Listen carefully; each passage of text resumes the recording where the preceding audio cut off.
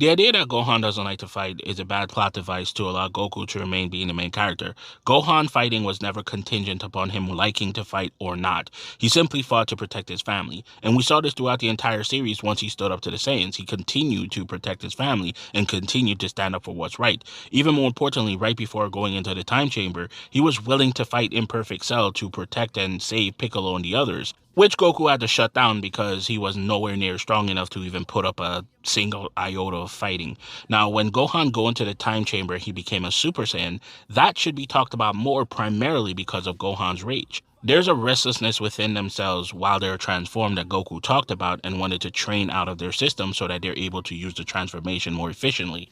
And that should have been talked about more instead of life being precious. That rage within Gohan would have been something that was magnified 50 times and something that would make him very fearful of using the transformation. And so that should have been talked about way more in the process of fighting Cell versus, again, life being precious, because realistically, it's not. When Gohan was younger and fighting Frieza, he went 10 toes down. He hurt Frieza in multiple ways, in multiple forms, telling you that Gohan was willing to always stand his ground.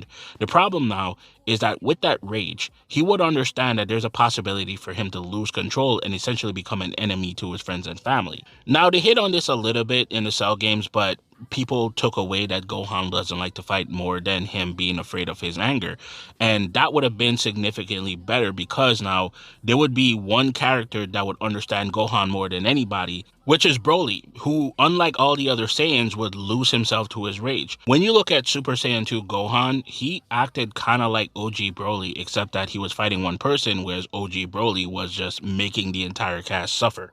So now we fast forward over a decade later, and Gohan achieved Beast, and he realizes that he can use his anger as a tool and not be afraid of it. And in showing his Beast form off to Goku and using this power boost to almost snap but direct that anger at Goku, he was able to blitz him and knock him out of Ultra Instinct. Now, Broly saw that and was able to take that information and use it so that he can use his power versus his power using him. And he's now able to achieve his Super Saiyan form without delving too deeply into the Berserker Rage. The idea here is that when it comes to Dragon Ball, there's a lot of very deep concepts that just get glossed by, and it kind of goes underwritten until it comes back to play later on, in this particular case, over a decade later. And we should talk about Gohan's rage a lot more in comparison to him just not like fighting, because it doesn't make sense. Again, it's not contingent on him liking it or not. He should be more afraid that he would essentially give into his berserker rage and become an enemy to his friends and family. So with that being said, till next time.